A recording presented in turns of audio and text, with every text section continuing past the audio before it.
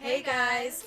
Welcome to our podcast, The Vegan and the Beast. I'm Veronica, the self-proclaimed fashion mogul. And I'm Francesca, certified health coach and thyroid expert. Take a glimpse into our crazy world of balancing wellness, work schedules, and social life in New York City.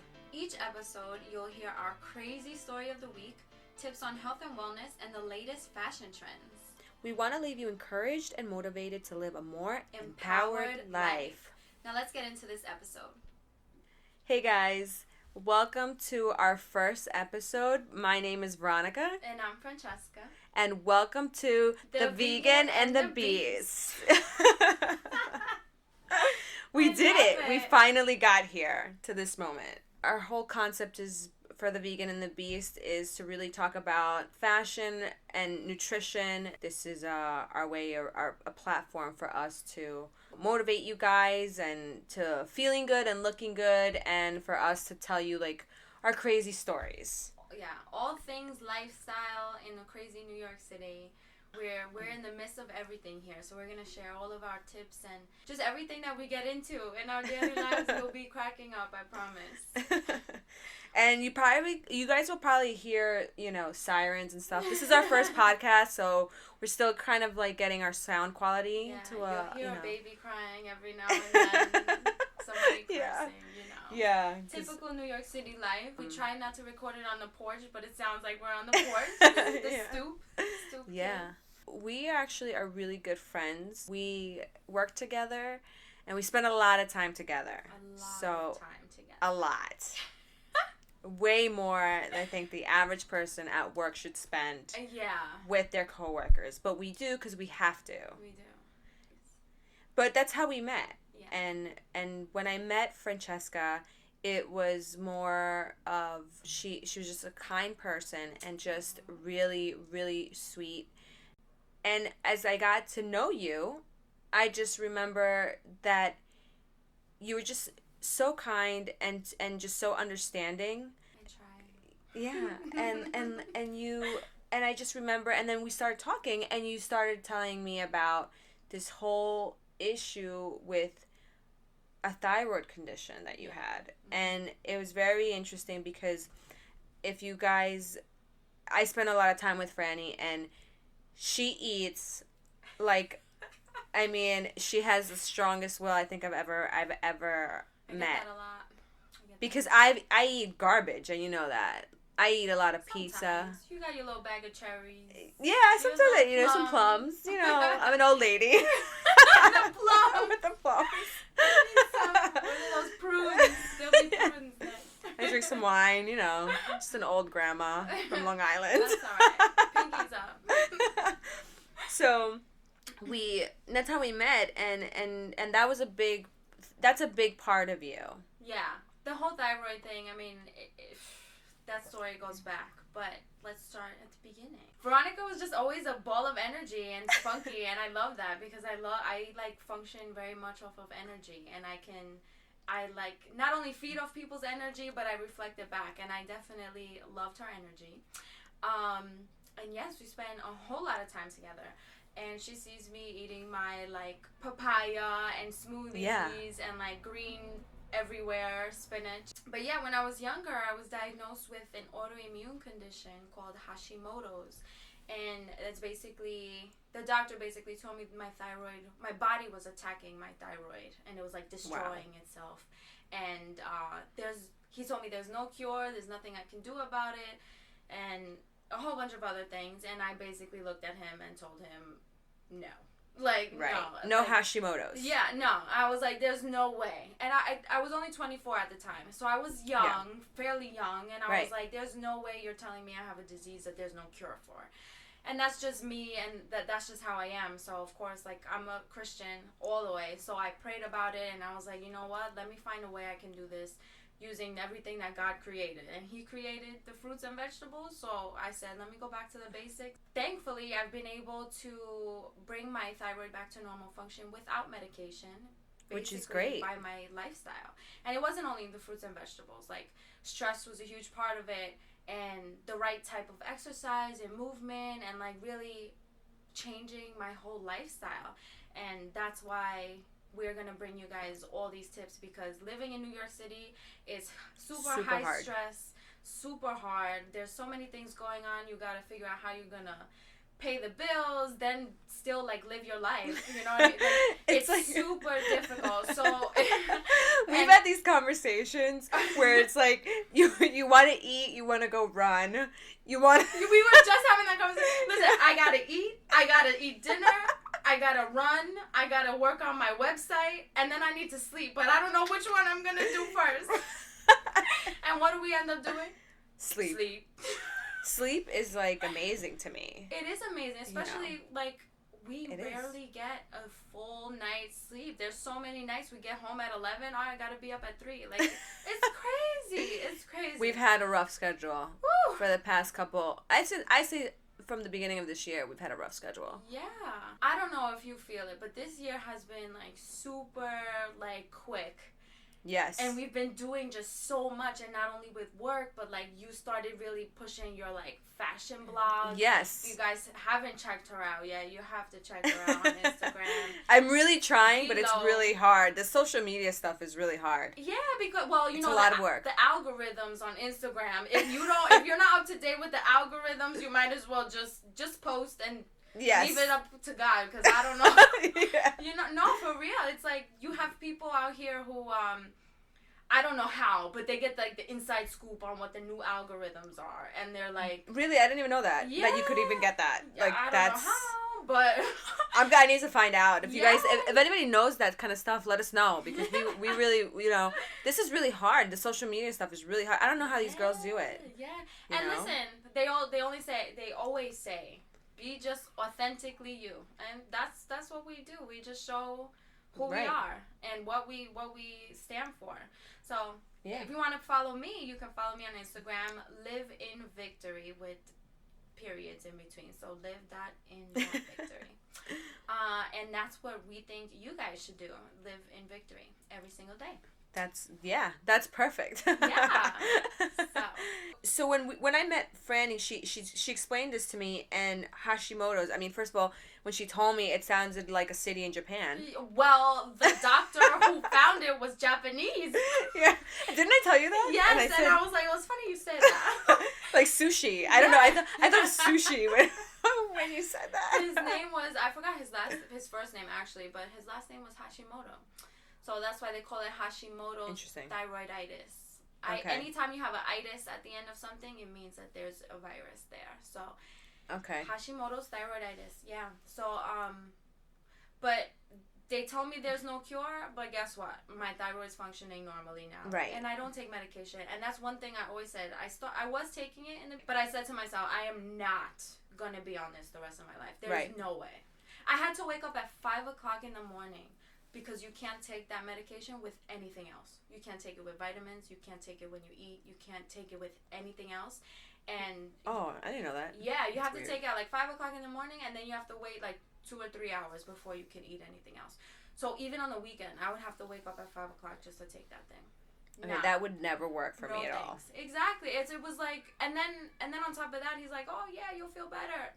I didn't even feel better taking it. I was just like, all right, I have to take this. And was it a year ago that you went back to the doctor, or a doctor, not the doctor that prescribed, that diagnosis, but he or she said that you were it was good, like you took care of this in a natural way.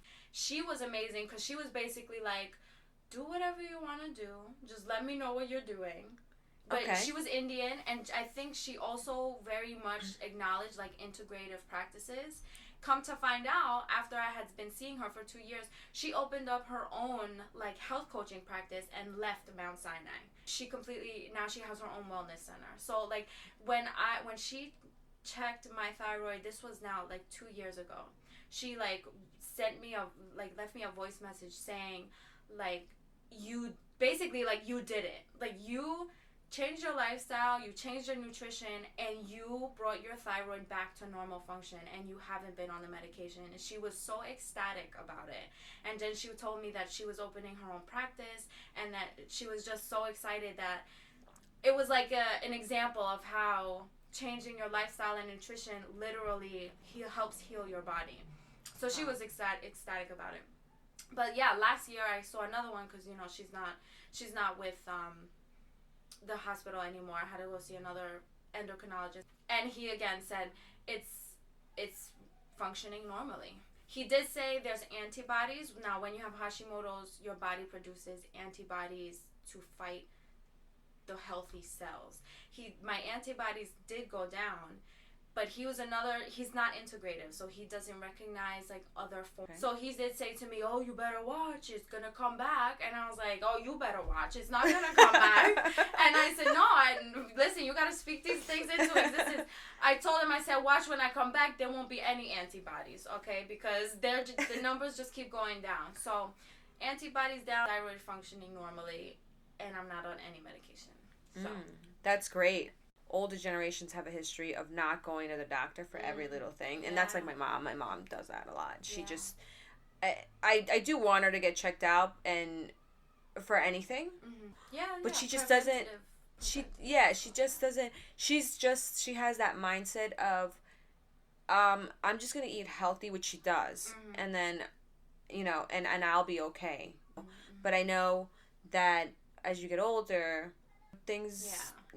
They creep up on you. Yeah, it's always good to... That's preventative care, like just to make sure everything's... Because you never know. You could be eating healthy and then that could spark something that's already been inside of you. Because if you don't know, like viruses and toxins, like they stay inside your body for a very long time. I mean, you can be eating healthy and then something happens still because you still have those toxins inside of you. But, I mean, it's good that she takes care of herself. She does. She likes to do that. How do you feel? I know sometimes, like, you go on these, like, long cleanses. Yes, I do. During Lent, you went on a Oh, my God, cleanse. Lent. No Starbucks. No Chipotle. That was so hard. Yeah. That was really hard. But how did you feel? I mean, I felt great. Yeah. I felt great. And it's funny because I did a whole month for Lent, and my hubby, he does chocolate every year because he loves chocolate. Okay. And I hate chocolate. Yeah. I hate chocolate. So that is just whatever. But I will give up sweets, and I give up Starbucks because you know how much I love. I love Starbucks. Yes. And Chipotle. If I could have a Chipotle part in my wedding, I would definitely have a Chipotle. Chipotle stand? Yeah. But it was really hard. And it's really hard. That was for religious reasons, right? Yeah. And that's really hard to do. But, I mean, I did it and I didn't have any junk food. Yeah. I did see a change in my body. Yeah. Then I went back to eating like garbage. But now, whatever. But I feel like after that Lent, you still kept a lot of the things that you're doing. Like, you still eat so much fruit, which fruit has all the phytonutrients. I love fruit. So, fruit is literally healing for your body. I love it. And I see you bring salads sometimes. Yeah. You eat your string beans. My asparagus, I think that's the only thing. Asparagus, broccoli. That's the only green things. Asparagus is actually really good for, like, liver and thyroid. I just ate that yesterday. Good. With a steak. Wow. I mean... This is the vegan, so... I love steak. I mean, I can't get enough of it. But the thing that I like is that you recognize that steak is very heavy on the body. Oh, yeah. And you know how you feel after you eat steak. So, like, either you'll have very little bit of it or you won't have it that often. Right.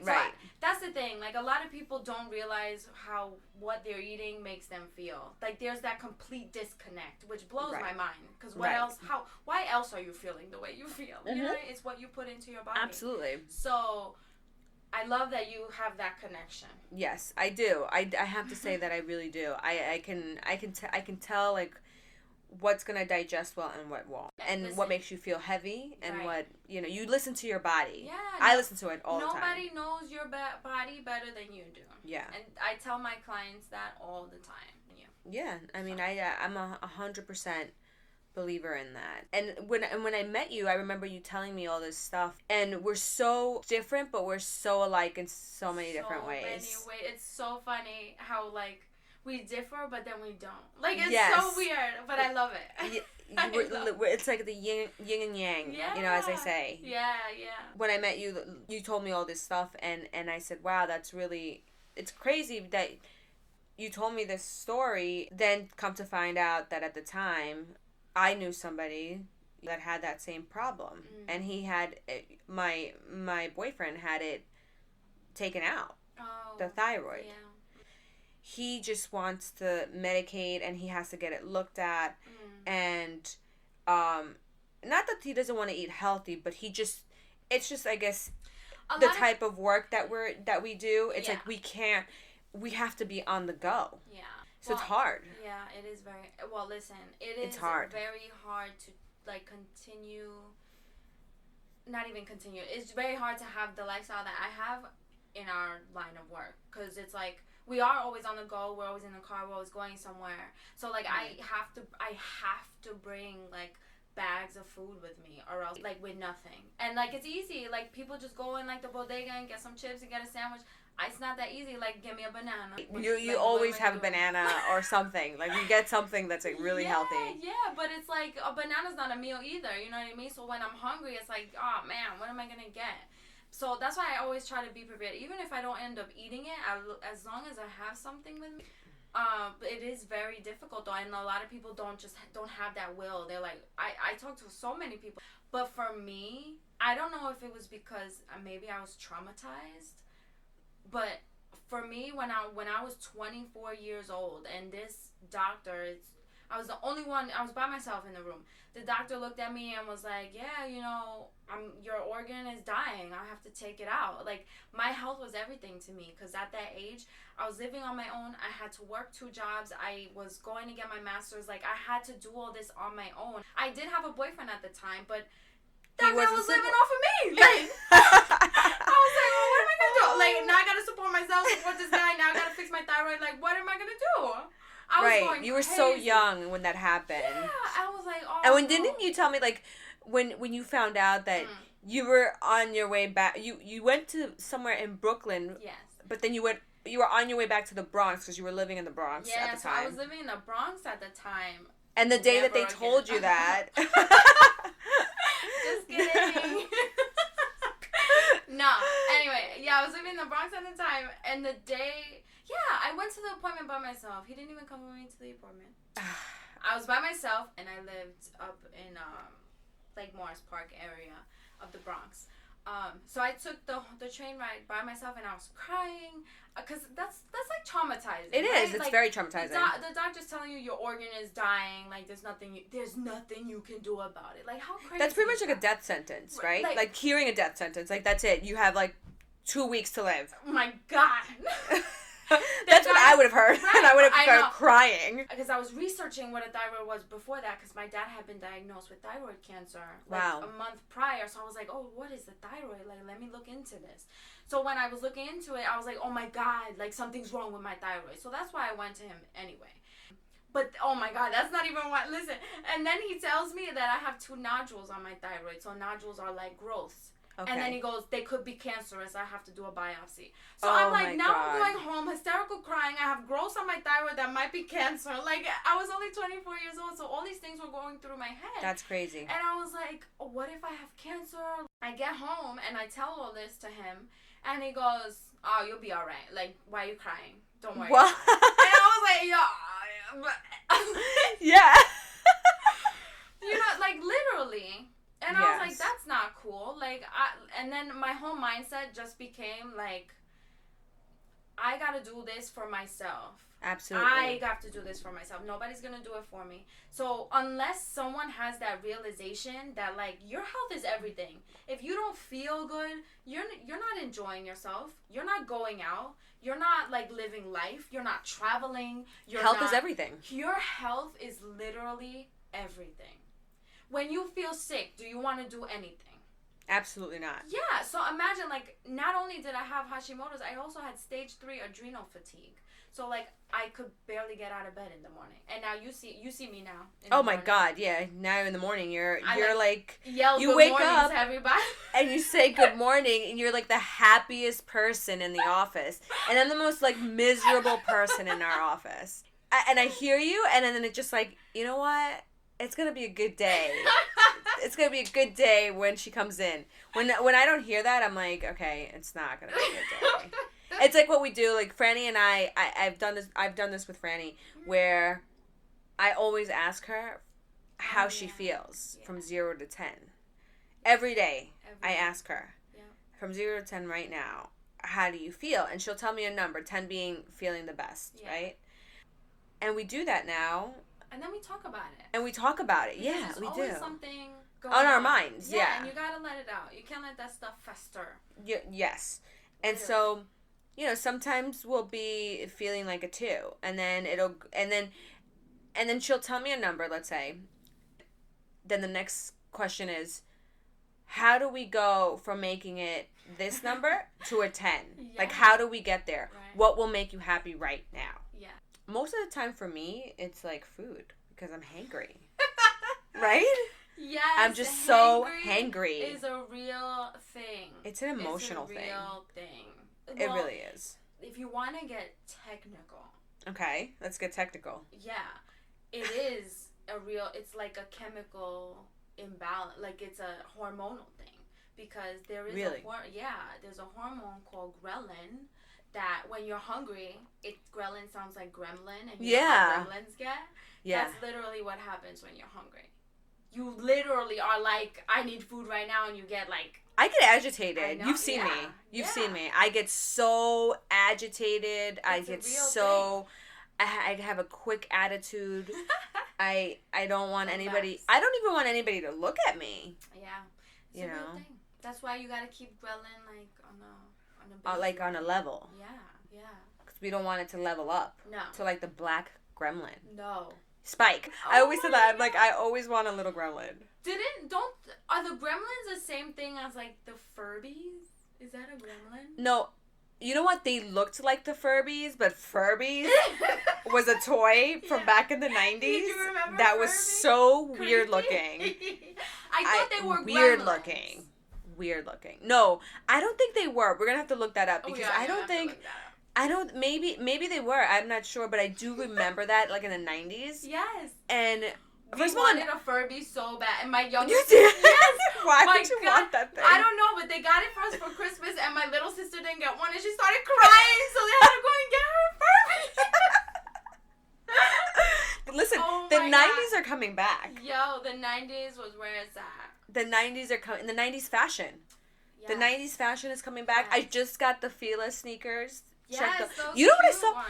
I was reading that the Reeboks. Do you remember the Reebok? Yeah. Now, I don't think those are 90s. I think those are 80s. My mom, I remember, used to. The just the white ones with the. Like the design that they have. Yeah, they have the Reebok sign like right on the front part of like where you tie your shoes. That little area. Yes, the tongue. Right. I remember my mom having those shoes and going to work with them. But I think that was more of like an late 80s, the Reebok. I'm not sure where, but it is coming back and coming back strong. The biker shorts. Yes, the biker shorts, I've seen them a lot. The biker shorts. Yes. What else did we see? I was so excited with my Fila sneakers. The block colors, the block colors on the clothes. Yeah, right. Yeah, the neon. Yeah, the neon colors. The neon colors. I like that though. You told me about your neon bikini that you have, and I was looking yesterday because they had a sale, girl. Oh, I was looking where? Fashion Nova? No. Have you ever? Oh, Polly? Boohoo. Oh yes. I bought a dress from there for a wedding, and it was so cute. And they had a sale, and it was a neon green, and I was like, "This looks like one for Aruba." Oh, yes. Yes. Anything neon right now? Like, if you go to, like, Miami, first of all, I would probably never go to Miami, and we've had this conversation before. That's a whole other podcast, but if I ever did go to Miami, I've never been, but the people down there, these people dress unreal. Yeah. Like, the bright colors, the bright neon colors, and I like being able to express myself with a little bit of color. Yeah.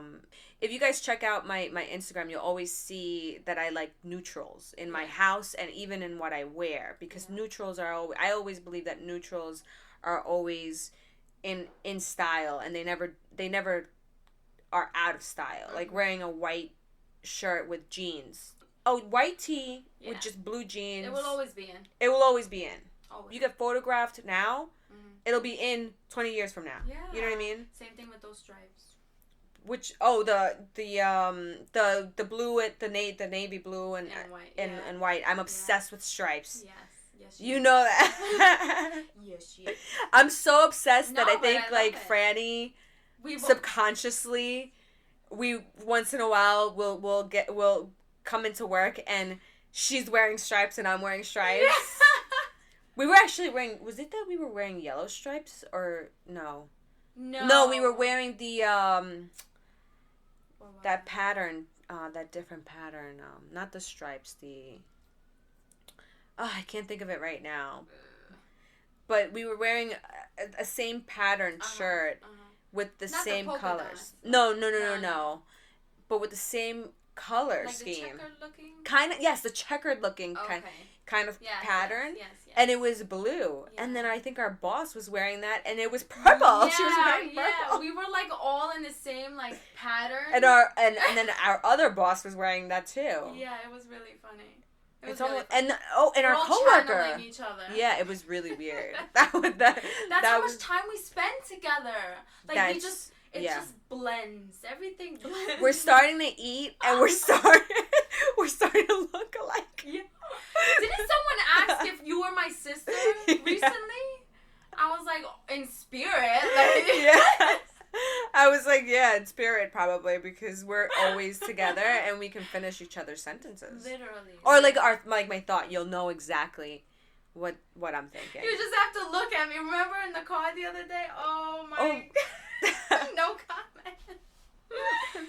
God.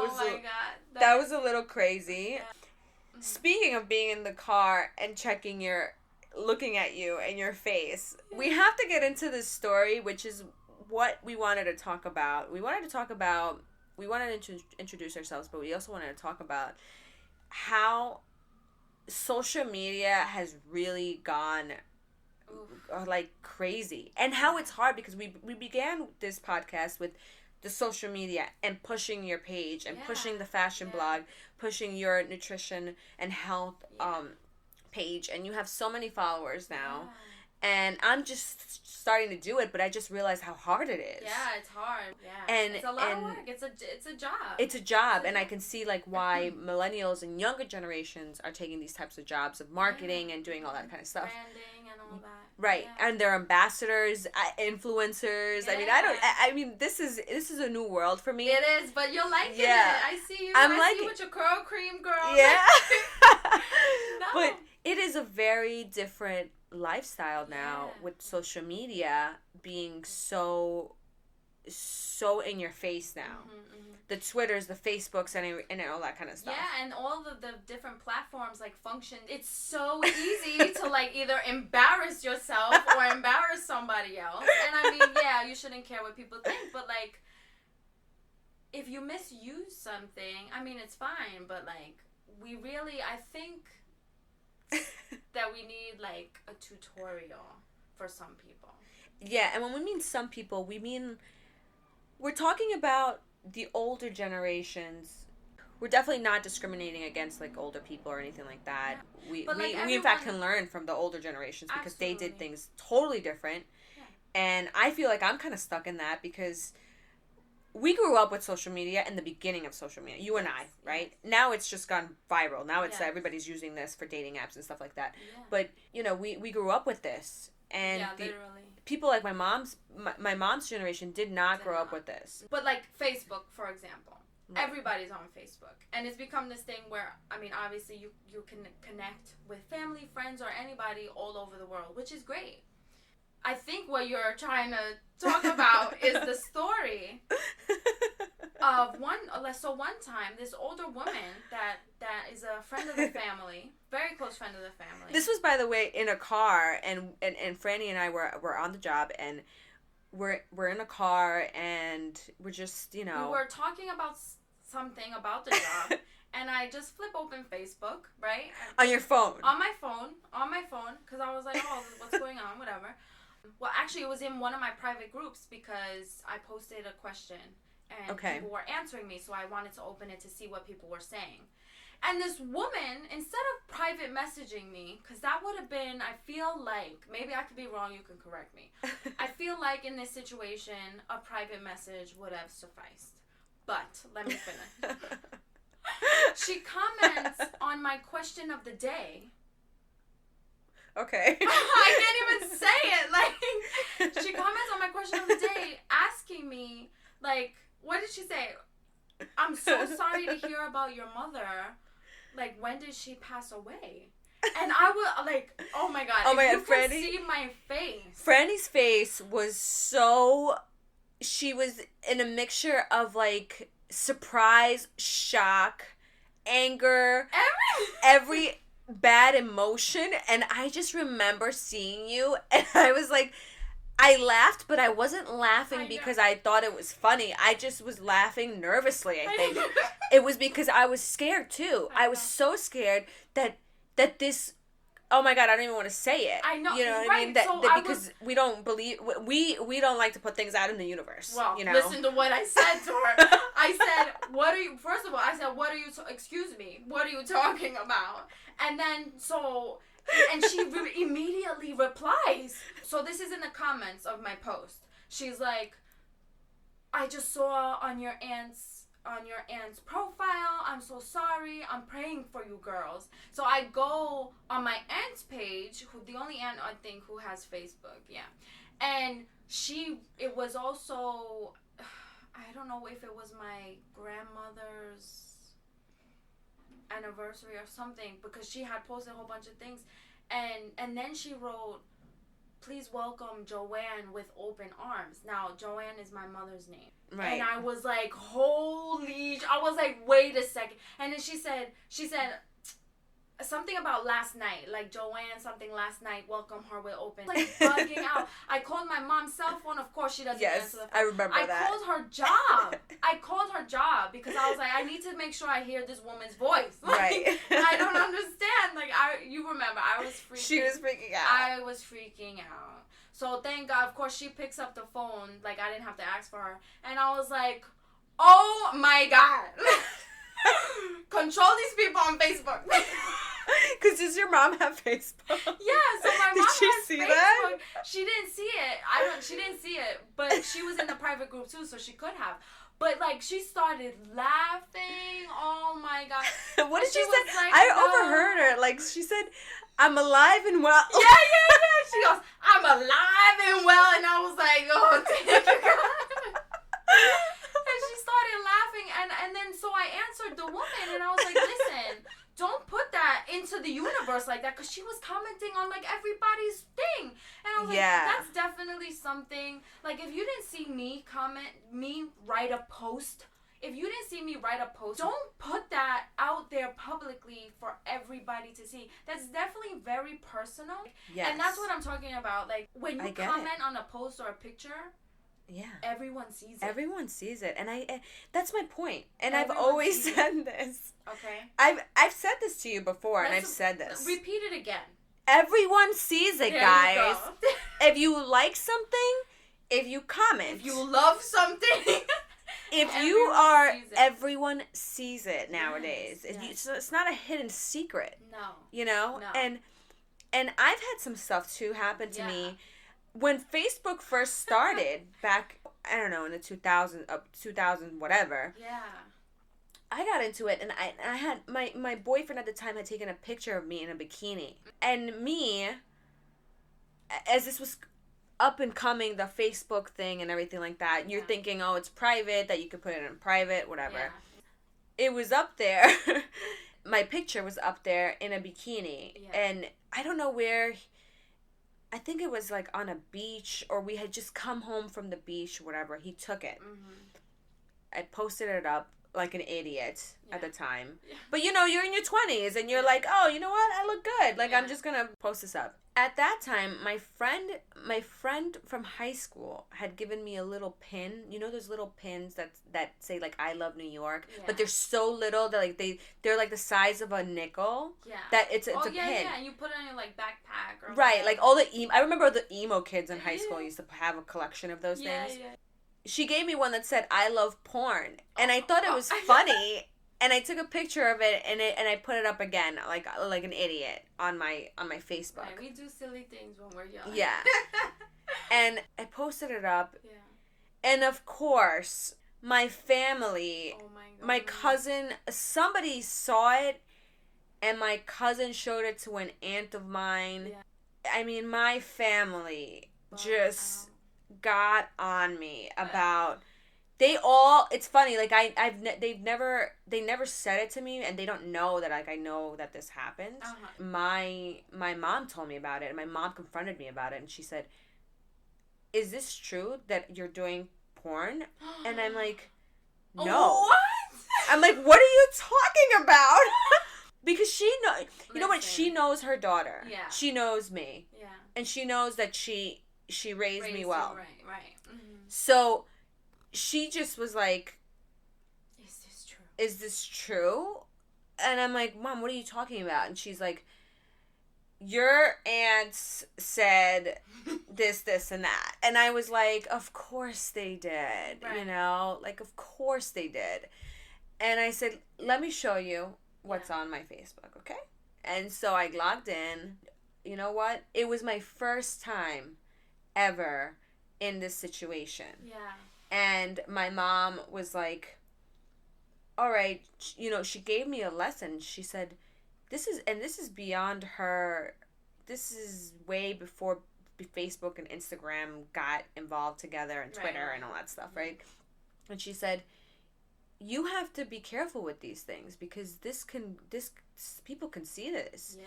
And I never thought about it that way, because my profile at the time was private. Oh, private. It was private. Mm. And I was like, "Oh, it's private," but my mom was like, "That doesn't mean anything." Right, because she saw it. Right. And she told me this, and she taught me a lesson about this kind of stuff. And this is so beyond now her time. Mm-hmm. She didn't even know what social media was. Mm-hmm. And she gave me a lecture of that. Oh, she's right. She's right. And I just remember that, because they were so dramatic. And then, like, my mom, she was like, "Of course, the family is going to be dramatic." I mean, all my family, the women in my family are very dramatic, and there's more women than there is men. They see something bad, they're just going to harp on it and just go crazy. Oh, especially when it's not my daughter, but right. Your daughter. Yeah, no. Oh my God, that is definitely my aunts, all of them. But I mean, in a good way, it's good to compete against each other. But then something like this, it's like, all right, it's not that serious. Right. You know what I mean? Right. At the time, though, I guess it was, and I don't want to say it's not that serious, but yes, social media is a very crazy thing now. Yeah. And I was watching this YouTube thing. Mm-hmm. On social media, on how it can affect a person's life, and if it's like, if you're publicly shamed. Yeah.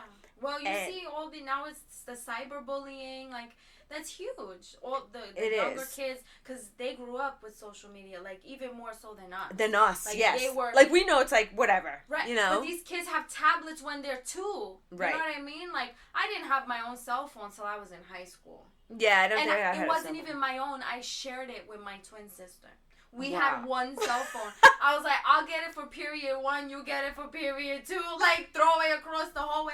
Like, we didn't even have our own cell phone. Yeah, so it's like 2 for 1. Yeah, literally. That's what it's been like. 2 for 1. No, but like, so we have social media and all this technology now, but now it's completely different. So they've turned technology and social media into like there's so much hate on it. There's so much hate on There is. And I was watching this YouTube, I got lost in the vaults of YouTube. Yeah. Like I always do, late at night. Everyone does it. Don't tell me you don't do it. Yeah. And also to our listeners, you do it. You get lost in the vaults of YouTube, and you get crazier and crazier things that you look up. Yeah. And then it's like 3 a.m. and it just keeps going. And it just keeps going, So I got lost in the vaults again last night.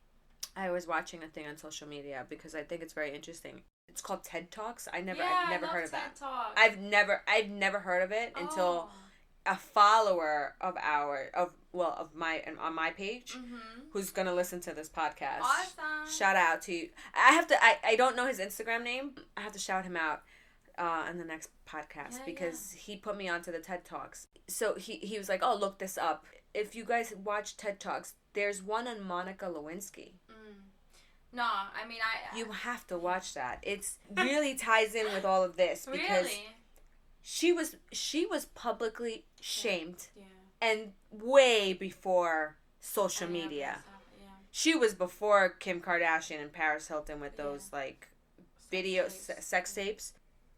She was 22 years old when that happened. I remember when that happened. I was a little girl though, but I didn't understand it so much. But 22 years old and you're publicly humiliated.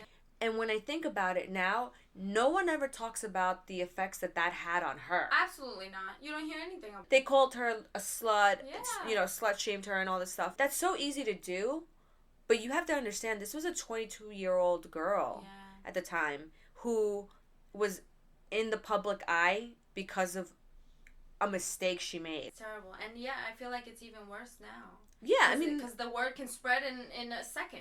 A second, it could be worldwide. Right. You know what I mean? It's terrible.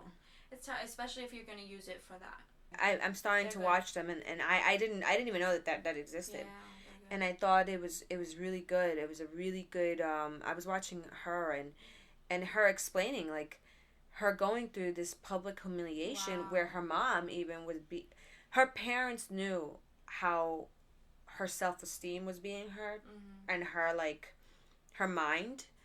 And she said that her mom would make her take a shower with the door open because she was afraid that she was going to commit suicide. Oh my God. And the whole premise of the whole talk was to have compassion for one another, especially in this day and age of social media being so crazy. Compassion is huge. There should be more compassion going around. And that was her whole thing, to be compassionate with each other and to stop with the cyberbullying and all that kind of stuff because the suicide rates have just gone up. Yeah. And I feel like the kids are getting younger. Oh yeah, they're saying that really it's really bad. And I feel like I don't even know like what it is. It's really sad. It's unfortunate. It really is. We should all work on being more compassionate with each other. Absolutely. And that it's okay to make mistakes, but to be careful with those mistakes because now it's so easily for it to be out there in the public. Yeah. And I know it's hard because a lot of people act off of impulse, but if you can really like take a step back before you do something and say, how does this, and I know that's hard because everyone's like, oh, it doesn't matter, but it kind of does. It does matter. It does. This is basically a little sneak peek of everything we're going to be talking about in this podcast. We're going to touch upon all these topics: the nutrition, lifestyle, fashion, just tips to help you guys empower yourselves, especially the women listening. We love you guys, and yes, we love the strong women. We want them to be empowered and confident. Listen, who run the world? Girls, like Beyonce said. Listen, and it's so important because there's so many women out there who are walking around with their head down, shoulders over. You know what I mean? Like, listen, you have so much power within you, and you need to, one, understand that, and two, embrace. Yes. Yeah. Also, we want to try to get any topics that you guys want to talk about. Yeah. Anything. Any types of topics, not just nutrition and fashion. Listen, we can talk about everything. Everything lifestyle. Lifestyle encompasses so much.